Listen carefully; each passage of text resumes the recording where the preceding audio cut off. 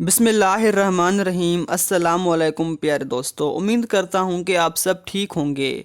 आज मैं आपको बताऊँगा हज़रत इमाम अली अलैहिस्सलाम की खिदमत में एक शख्स हाज़िर हुआ और अर्ज़ करने लगा, मेरी बेटियों की शादी नहीं होती और ना ही अच्छे रिश्ते आते हैं।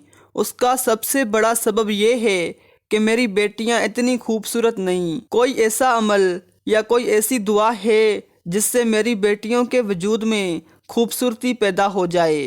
बस यही कहना था। इमाम अली अलैहिस्सलाम ने फरमाया, ए शख्स, अपनी बेटियों को कहो फजर की नमाज से पहले पानी पे सूरह कौसर और सूरह फातिहा 27 मरतबा पढ़कर पानी को अपने चेहरे पर लगाएं और पिएं भी। और जब जब रिज़्क़े हिलाल खाएं, एक मरतबा सूरह कौसर पढ़कर अल्लाह से दुआ मांगें कि ए मेरे परवरदिगार, मेरे वजूद में खूबसूरती पैदा कर।